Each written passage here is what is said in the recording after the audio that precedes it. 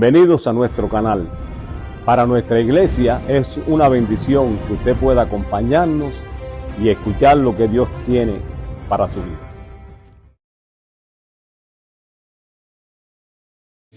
Bien, hermanos, les pido que por favor abran sus Biblias en la primera carta del apóstol Juan, primera de Juan 5.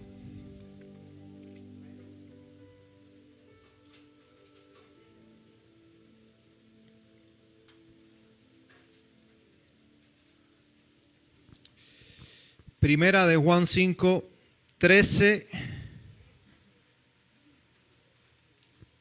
al 21.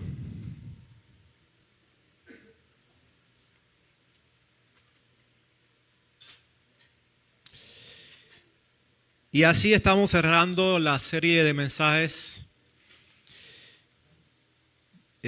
basados en esta carta. Dice el texto, Primera de Juan 1:5, del 13 al 21.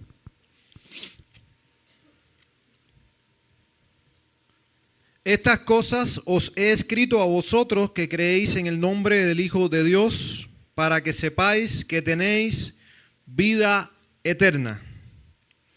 Y esta es la confianza que tenemos en Él, que si pedimos alguna cosa conforme a su voluntad, Él nos oye. Y si sabemos que Él nos oye en cualquiera cosa que pidamos, sabemos que tenemos las peticiones que le hayamos hecho. Si alguno viera a su hermano cometer pecado que no sea de muerte, pedirá y Dios le dará vida. Esto es para los que cometen pecado que no sea de muerte. Hay pecado de muerte por el cual yo no digo que se pida. Toda injusticia es pecado, pero hay pecado no de muerte.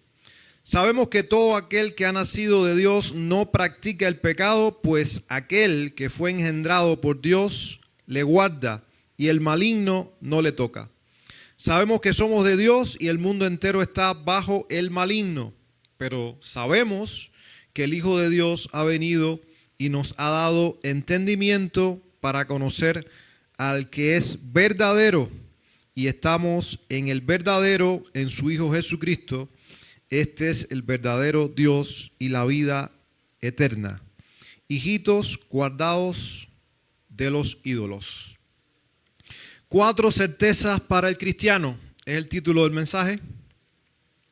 Sabemos que nuestro mundo, producto del pecado y de todas las consecuencias, está lleno de incertidumbres.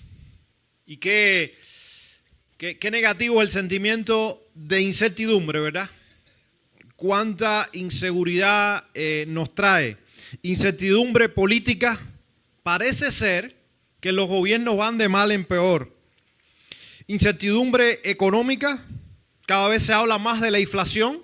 Cada vez se habla más, incluso en contextos de países desarrollados, donde las pensiones, las jubilaciones van a desaparecer. Los gobiernos están cada vez más endeudados, la inflación sube, quiere decir que nuestro dinero cada vez va a valer menos y menos y menos. Y uno se pregunta, ¿qué será del mañana, verdad? Incertidumbre social y moral. Parece ser que no ha resultado el hecho de que el hombre tenga cada vez más acceso a la información, de que sea supuestamente más formado, no educado, porque vemos que la violencia se multiplica, la frialdad de corazón se multiplica. Hace unos días en un taxi, en un Uber, el señor me decía que había un litigio en su familia tremendo, una familia muy unida, y de pronto fallece la mamá y ahora todos están peleando por las pertenencias. Y él estaba, dice, muy angustiado, muy triste por lo que estaba sucediendo. Entonces es como que todo va de mal en peor. Pero el apóstol Juan escribe precisamente su primera carta para que los creyentes, en medio de un ambiente hostil como era también el de ellos, porque a veces pensamos que nuestro mundo, nuestro contexto, nuestras circunstancias son las peores, pero no es así. De hecho, el pueblo de Dios siempre ha vivido en circunstancias difíciles. Porque nuestra mente, dice la Escritura, que es la mente de Cristo. Y aunque no estemos pensando del todo como Cristo, por cuanto tenemos la mente de Cristo y nuestro corazón también está alineado con las cosas del Señor, pues sentimos cada vez más angustia. Y a veces también la incertidumbre nos invade porque vivimos en un mundo contrario a Dios. Y Juan precisamente está escribiendo para alentar a los creyentes en medio de un ambiente hostil lleno de falsas doctrinas, de persecuciones, para que vivan con certezas espirituales inquebrantables. Si los gobiernos no nos dan certeza, si la economía no da certeza, si las circunstancias no dan certeza, Cristo sí nos da certeza. En Cristo y en su palabra tenemos certezas espirituales que son inquebrantables. Vienen a alentar al pueblo de Dios. Vienen a ayudarnos a estar realmente enfocados y nos vienen a ayudar a que la vida, aún en medio de circunstancias adversas, siga teniendo sentido, sobre todo si tenemos al Señor, si estamos en Él. Juan quiere que los hijos de Dios no caminen inseguros, dudando, titubeando, sino con convicciones firmes y comportamiento espiritualmente maduro. Lo ha hecho a lo largo de toda la carta y ahora también cierra la carta con estos versículos que acabamos de leer, precisamente confrontando a la iglesia, pero con palabras de aliento, con palabras de exhortación que ayudan a que la iglesia se mantenga no solamente segura, sino por supuesto por medio de todas estas certezas. Vamos a estar viendo 4 certezas esenciales que Juan va a estar tratando aquí en estos versículos. Sobre todo vamos a ir desde el 13 hasta el 19, leímos hasta el 21 porque ya cierra la carta ahí, pero vamos a llegar hasta el 19. Estas certezas están destinadas a moldear nuestra conducta diaria, también nuestro ánimo, nuestras relaciones y por supuesto a reforzar nuestra esperanza como cristianos, como pueblo de Dios. Primera certeza, versículo 13, los cristianos tienen certeza de vida eterna. En los últimos días he enfatizado mucho esto porque es un tema central en la teología de Juan y precisamente en su carta. La salvación para el creyente, para los que están en Cristo, para los que están ligados a Cristo, no es una posibilidad, es una certeza. Versículo 13 dice, estas cosas os he escrito, sí, todo lo que he escrito en la carta, está diciendo Juan, a vosotros que creéis en el nombre del Hijo de Dios. ¿Para qué? Para que sepáis que tenéis vida eterna. Hasta ahí lo dejo porque hasta ahí llega el texto griego, al menos los principales manuscritos. Reina Valera del 60 tiene otra frase que es redundante, pero no aparece en los manuscritos más antiguos, por eso casi ninguna Biblia ya más contemporánea no lo va a incluir. Porque dice la Reina Valera, sigue diciendo, para que creáis en el nombre del Hijo de Dios. Pero es redundante, porque Juan está diciendo que ellos creen en el nombre del Hijo de Dios. Estas cosas os he escrito a vosotros que creéis en el nombre del Hijo de Dios, para que sepáis, y ese sepáis es certeza. No es para que conozcan algo que ellos no conocen. No es esa la intención aquí. No es eso el sentido del texto. Lo que está diciendo es para que tengan la certeza de que tenéis vida eterna. Y si nos damos cuenta y sabemos al menos algo elemental de gramática, el verbo tener está en tiempo ¿qué? Presente. No es que vamos a tener vida eterna. El creyente tiene vida eterna garantizada en Cristo. Se trata, por supuesto, de los verdaderos cristianos, porque Juan a lo largo de la carta hablaba de algunos que dice que habían estado dentro de la iglesia, pero habían salido y su comportamiento indicaba que nunca fueron verdaderos creyentes. Y ahí está la respuesta para los que dicen, bueno, pero si la salvación no se pierde, entonces cada cual puede vivir como quiera porque creyó en Cristo. Si has creído en Cristo, no vas a vivir como quiera. Si has creído en Cristo, temes a Dios. si has creído en Cristo, hay en ti un sentimiento de angustia cuando pecas y vas inmediatamente conducido por el Espíritu de Dios y su palabra al Señor en arrepentimiento. No para recoger otra vez la salvación porque la perdiste, porque pecaste, sino para reconciliarte con Dios en comunión. Porque no fue que Cristo perdonó todos nuestros pecados pasados, presentes y futuros en la cruz. ¿Es así o no? Y nos ha sido imputada la justicia de Cristo. Entonces no es que hoy soy salvo y mañana no lo soy.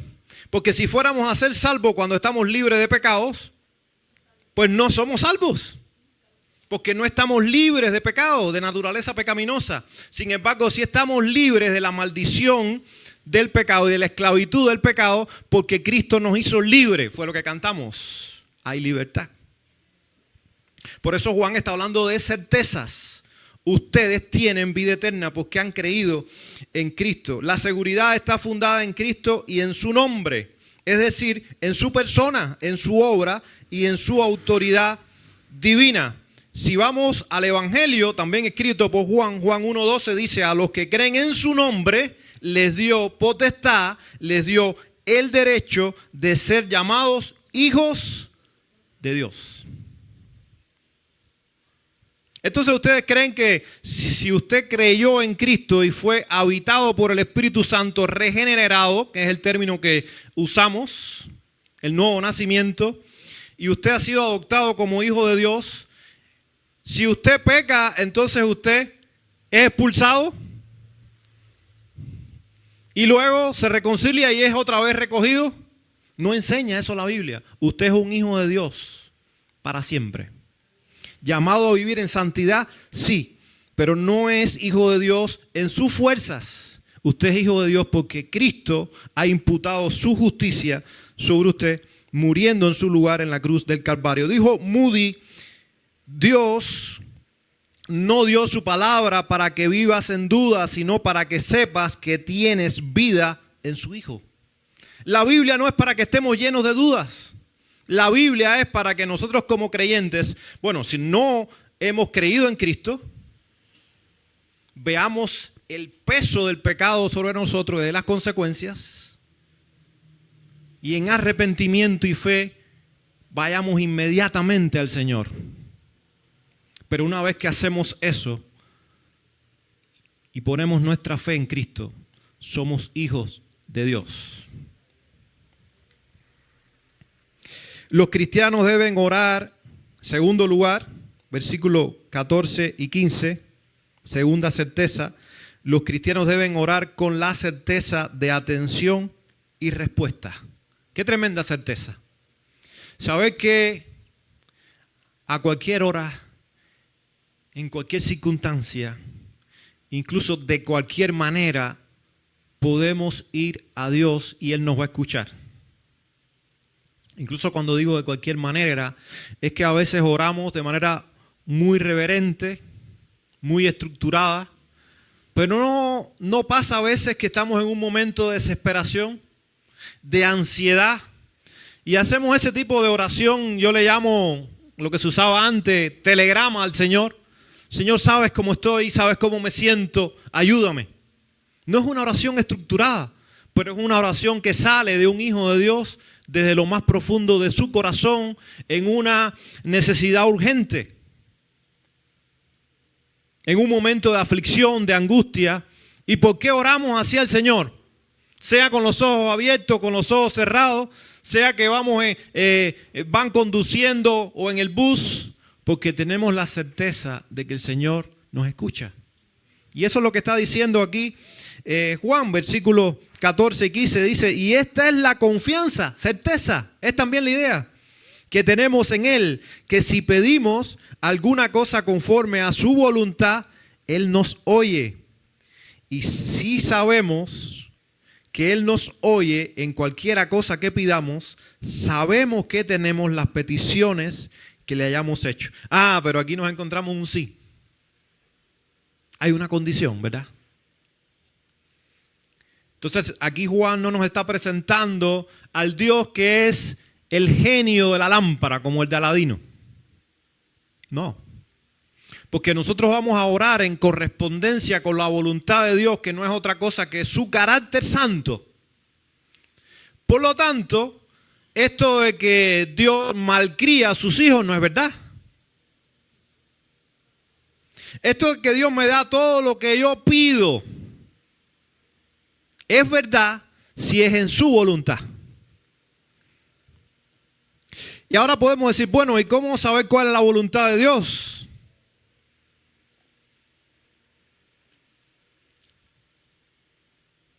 Esta es la voluntad de Dios.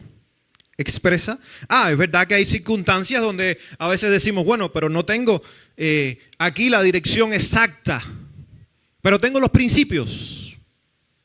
Tengo el carácter santo de Dios, tengo su voluntad expresa y esos principios me ayudan a tomar decisiones en momentos donde yo no tengo la certeza de cuál es la voluntad de Dios.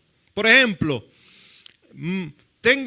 necesito mudarme de casa, ya sea dentro de la ciudad, del mismo país o a otro país. ¿Es la voluntad de Dios? ¿Cómo saberlo? Bueno, si no hay nada que me impida, no hay una motivación que me impida yo moverme allí, yo tengo la libertad dentro del marco de la voluntad de Dios para hacerlo, porque no tomamos decisiones así todos los días.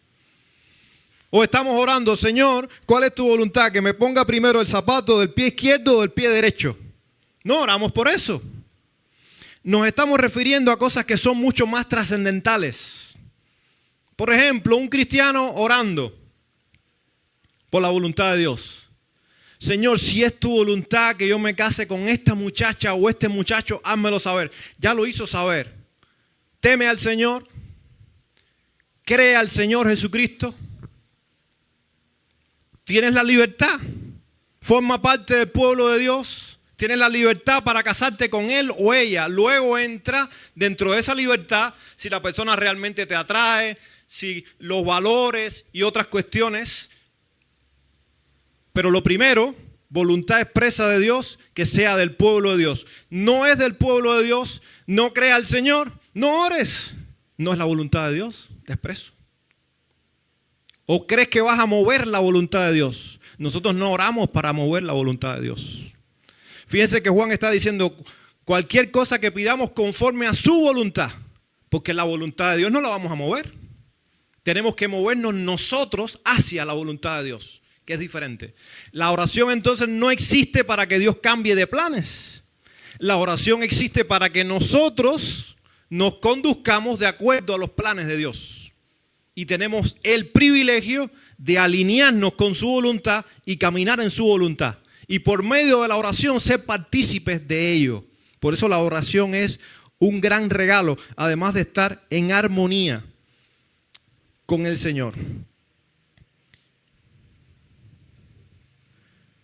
La oración no es un intento de manipular a Dios, es un medio de transformación personal.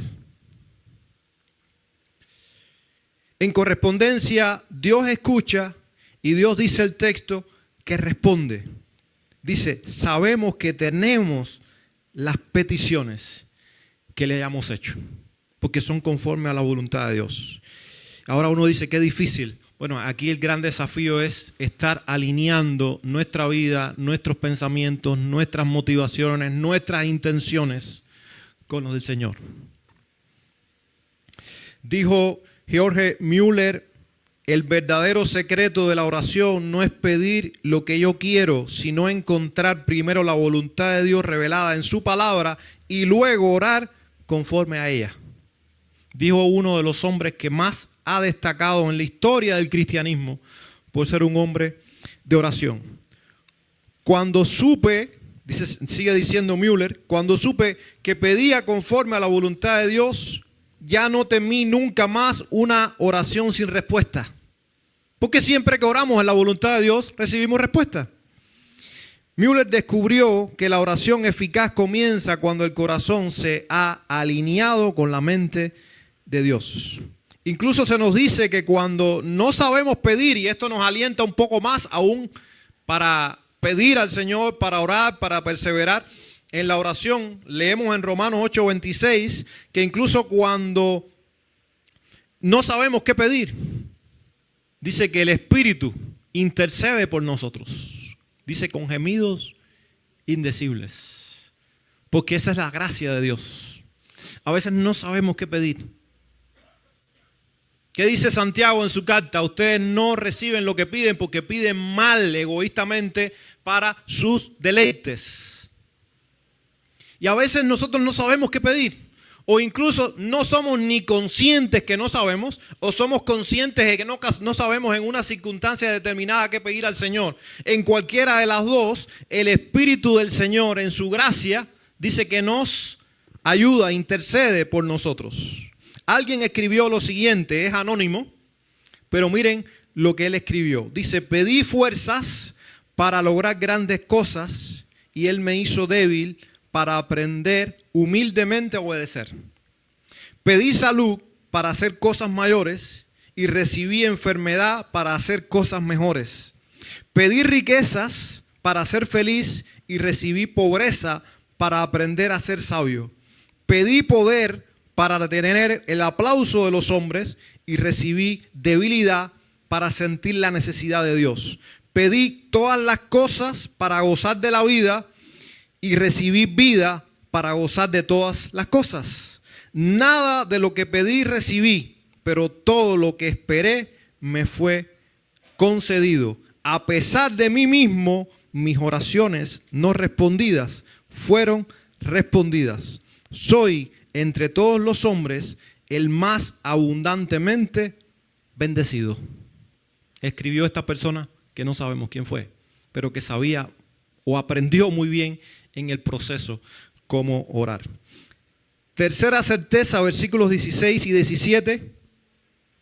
Los cristianos deben tener certeza de la gravedad del pecado al interceder por él.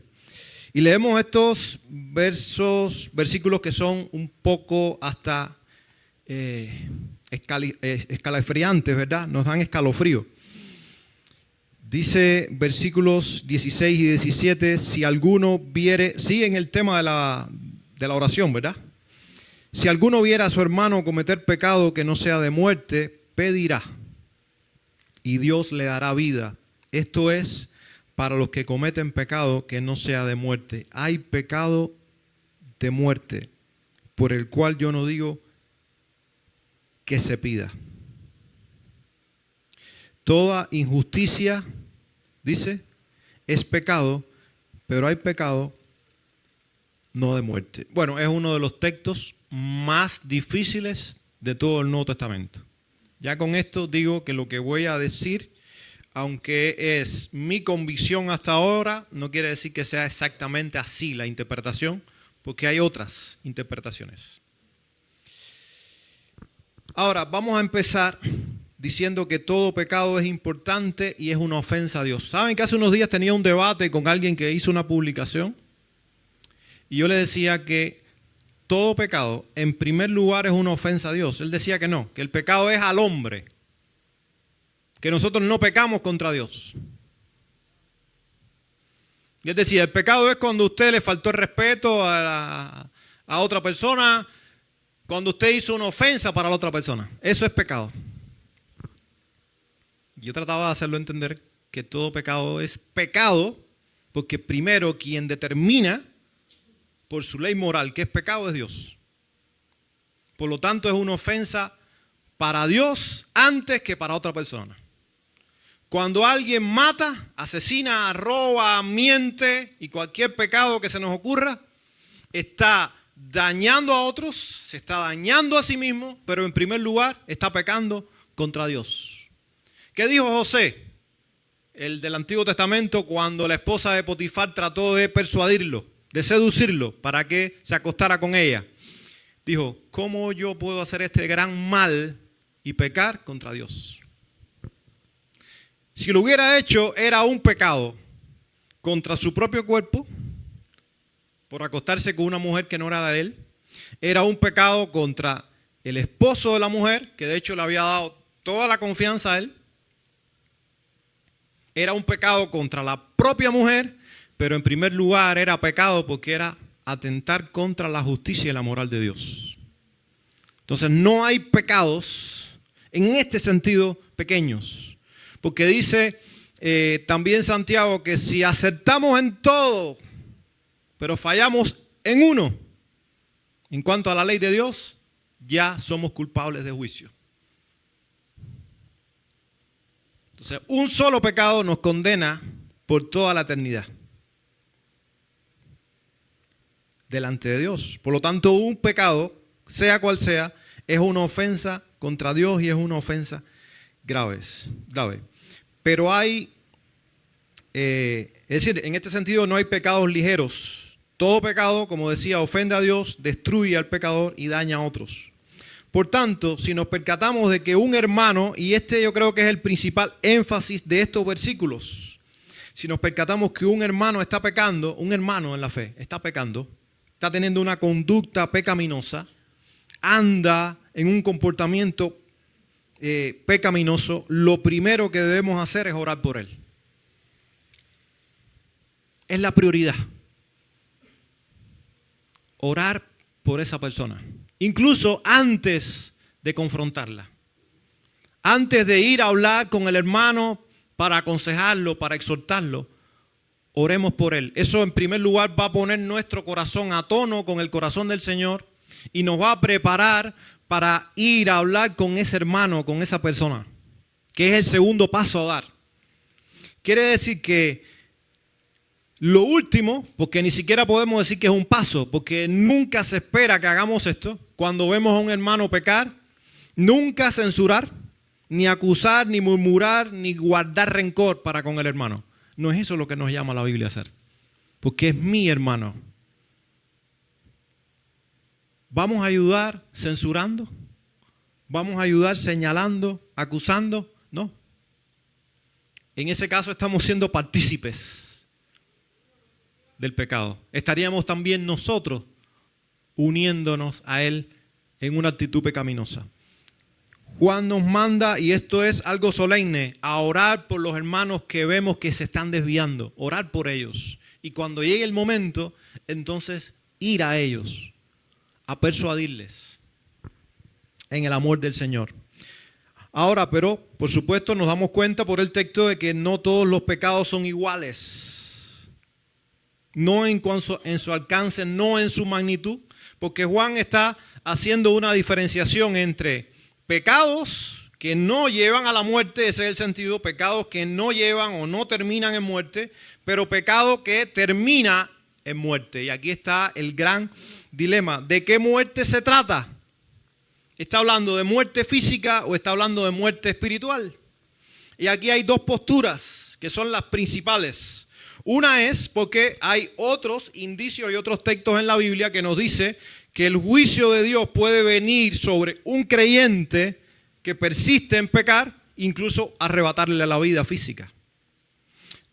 Algunos ejemplos. En la carta primera a los Corintios, creo que el capítulo 5, por allí anda, aquel hombre que estaba pecando en una relación ilícita, dice que estaba teniendo relaciones sexuales con su madrastra, y la iglesia de Corinto no había hecho nada, lo estaba como que protegiendo. Pablo ordenó que lo expulsaran de la iglesia.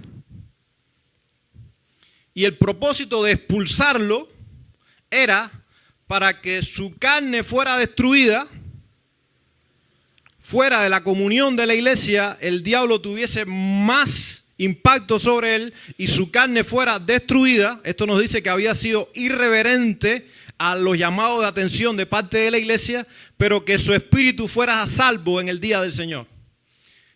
Que en la gracia de Dios, a algunos creyentes que perseveran en pecar, Dios por su gracia les termina quitando la vida. Luego vamos al capítulo 11, en el propio contexto de la cena del Señor, el que leímos. Y si seguimos adelante, aquellos que estaban comiendo la cena del Señor indignamente, dice, por esa causa, por tomar la muerte del Señor en vano, muchos de ustedes están enfermos y otros han muerto. Dios les quitó la vida como juicio. Por eso algunos creen que Juan está hablando de este pecado aquí. Creyentes que están pecando, que persisten en pecar, que pueden terminar perdiendo su vida física por cuenta de su actitud pecaminosa. La otra interpretación y es por la que yo me inclino, porque a la luz del contexto es lo que entiendo y los énfasis que ha estado dando Juan a lo largo de toda la carta y los contrastes entre los verdaderos creyentes, de los cuales ya hablamos, y los falsos creyentes, es que se trata de una actitud pecaminosa que un ser humano, en este caso ya no un creyente, pero sí un aparente creyente, puede ir dando por la vida, que lo va alejando cada vez más de Dios y que puede terminar en la muerte espiritual final.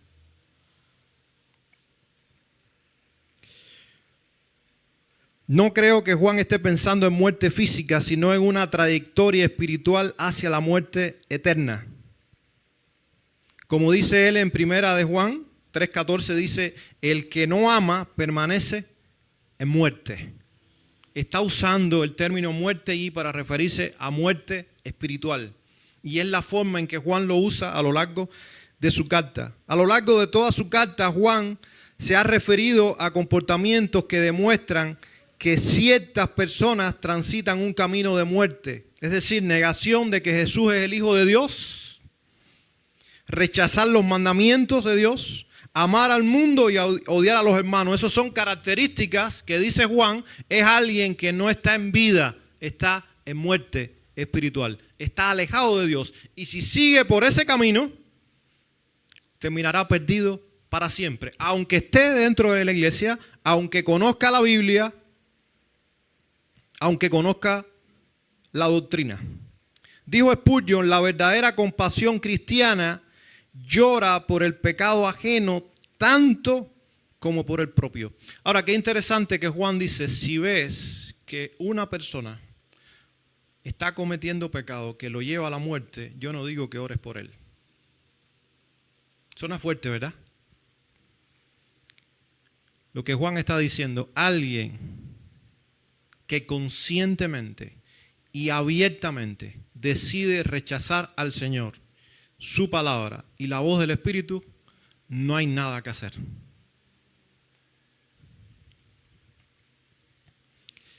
Claro, Juan no lo prohíbe, pero no lo alienta tampoco. Porque al final nosotros no sabemos en qué estado puede estar el corazón de una persona al final. Y hasta dónde lo puede llevar su actitud de incredulidad extrema. Pero una persona que decide rechazar al Señor, que decide rechazar su palabra una y otra vez y vive obstinadamente en una conducta pecaminosa, está dando indicios de que su camino es a la muerte irremediablemente. Sea cualquiera de las dos posturas, muerte física, muerte espiritual, nos habla de que el pecado es algo muy serio. Y recordemos, Dios no dará por inocente al culpable, porque es un Dios santo. Dice también, y con este punto terminamos, versículos 18 al 19, y es la cuarta certeza, los cristianos deben tener la certeza de que su vida no está controlada por el pecado. Dice versículos 18 y 19, sabemos, otra certeza, que todo aquel que ha nacido de Dios no practica el pecado, pues aquel que fue engendrado por Dios le guarda y el maligno no le toca.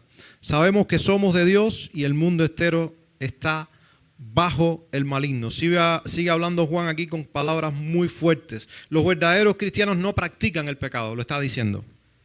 Juan no dice que el cristiano es impecable, sino que no vive bajo la esclavitud del pecado. Es diferente. Una cosa es caer en pecado y otra cosa es vivir complaciéndose en el pecado. ¿Estamos hablando de una actitud hacia el pecado o no? Un hijo de Dios no puede pecar, es decir, un hijo de Dios puede pecar circunstancialmente, pero su condición normal es de resistencia al pecado. ¿Dónde estaría el gran problema? Si usted peca y vuelve a pecar y vuelve a pecar y es como si nada hubiera pasado. Pero si usted es arrastrado por una tentación, hay un momento donde usted peca, inmediatamente usted se va a sentir contristado y obligado a ir al Señor en arrepentimiento y fe. Si no es inmediatamente, Porque a veces nos escondemos de Dios, como hizo David, ¿recuerdan? Que estuvo todo un año escondiendo su pecado y estaba al parecer como si nada hubiera pasado. Pero seguramente David no estaba del todo satisfecho, porque cuando el profeta Natán le confrontó, David se derramó en arrepentimiento. Y ahí escribió el Salmo 51. Inmediatamente después que fue confrontado. Pasó un año escondiendo su pecado, pero por cuanto tenía un corazón para Dios, cuando fue confrontado, él volvió en sí y se arrepintió. ¿Qué dice el Señor hablando de la disciplina en la iglesia? ¿Ves a un hermano que comete pecado? Estoy parafraseando. Ve y amonéstale. No dice ve y busca al pastor para que lo amoneste. Eso no es bíblico. Dice, si tú lo viste pecar, o si pecó contra ti, tú toma la iniciativa, eres su hermano, y ve y exhórtale. Si no te hace caso, busca entonces a 1 o 2 testigos. Todavía no dice al pastor, o los pastores de la iglesia. Y luego entonces, si no te hace caso, llévalo a la iglesia. Claro, en uno de esos testigos puede ser el pastor, puede ser un diácono, puede ser el pastor y un diácono. Pero fíjense que veo al hermano pecar, no es, el hermano está pecando, voy a decírselo al pastor. No es eso lo que enseña la Biblia. Veo a mi hermano que está pecando, veo que va por un buen camino, yo voy y converso con él, con mi hermano. Mi hermano, creo que no va bien, vengo a exhortarte. No te hace caso, sigue en su rumbo. Entonces, por amor al hermano, porque no estás buscando hacerle daño, es porque lo amas y no quieres verlo, seguir en ese camino, vas y buscas testigos, otros creyentes maduros, y otra vez confrontan al hermano. Y si el hermano no hace caso, se lleva a la iglesia. Y si no hace caso a la iglesia, ¿qué dice? Tenlo por gentil y publicano. ¿Qué está diciendo? No es creyente. No teme a Dios, le da lo mismo pecar, no es tu hermano, aunque lo haya aparentado hasta ahora. Y parece duro, pero esa excomunión es también gracia, para que la persona en su momento, si realmente es creyente, vuelva en sí. Y si no, pues que pueda arrepentirse y convertirse realmente al Señor. Los verdaderos creyentes son protegidos por Jesucristo, dice, y el diablo no los puede dañar. Cuando dice no los puede tocar, lo que significa es tocarlo para eso, para dañarlo. No puede. Aquí entonces derrumbamos esta doctrina de que los creyentes tienen que estar peleándose con el diablo todos los días. No es bíblico. Resistid al diablo sí es bíblico y huirá de vosotros. Pero no estamos llamados a estar peleando con el diablo. De hecho, dice aquí que el diablo no nos puede hacer daño a nosotros. No puede hacerlo. Cuando el diablo puede hacer algo con nosotros es porque Dios se lo permite con un propósito determinado, como el caso de Job, que fue a pedir permiso a Dios. Y Dios le fue dando el permiso hasta donde él quiso, en su propósito y en su soberanía. Para que entendamos ahí la teología, para que entendamos que el diablo sigue siendo una criatura, siervo de Dios. No puede hacer nada que Dios no le permita hacer. Entonces eso de que el diablo puede poseer a un cristiano no es verdad, eso es falso. El diablo puede tentar a un cristiano, puede influenciar a un cristiano, puede usar circunstancias para tratar de desestabilizarlo, para tratar de hacerlo dudar, pero no puede poseer a un cristiano porque es propiedad de Dios. Un hijo de Dios puede pecar, pero otra vez, vuelvo a repetir, no es su condición normal. Estos son protegidos por Jesucristo, dice, el diablo no los puede dañar. Cristo guarda al creyente de caer en dominio del maligno. El enemigo puede tentar, pero no puede poseer ni controlar al Hijo de Dios. Ahora, ¿qué está diciendo? Y con eso termina el versículo 19, que el mundo entero está bajo el maligno. Cuando habla aquí de mundo, está hablando del sistema que impera en este mundo, la forma de pensamiento la ideología, que es el diablo quien la controla. Por eso dice en otro texto que él es el príncipe de este mundo. No porque él esté por encima de Dios y Dios no siga siendo soberano, sino porque él ha pactado con el hombre desde Génesis capítulo 3, cuando el hombre cedió a la tentación del diablo. El diablo llegó a tener dominio sobre este mundo porque aunque Dios creó a Satanás como un ser santo y dio el gobierno de la tierra al ser humano, en la caída, es decir, el pecado, el hombre se sometió al engañador, al tentador, y cedió moralmente su autoridad. Desde entonces, el sistema del mundo, no la creación ni los creyentes, funcionan en rebelión contra Dios y bajo la influencia del maligno.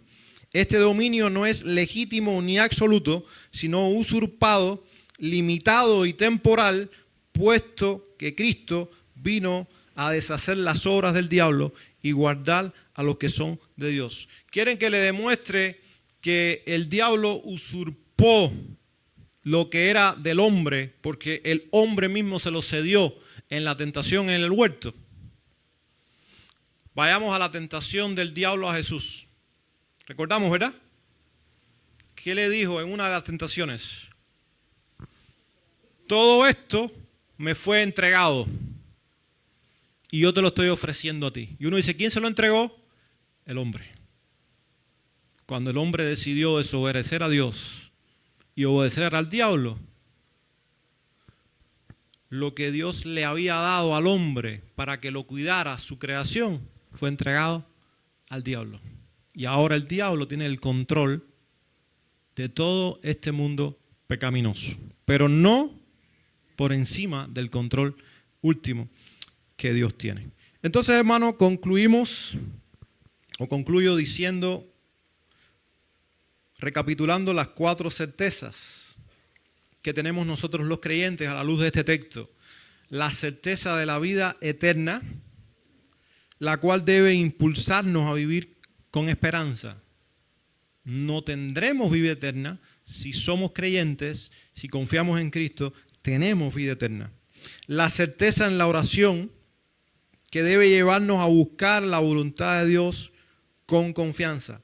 La certeza de la gravedad del pecado, que debe movernos a reflexionar profundamente, ya sea cuando estamos pecando o cuando vemos a uno de nuestros hermanos pecar, a anunciar y también anunciar el evangelio del Señor y anunciar y a interceder por aquellos que están en pecado.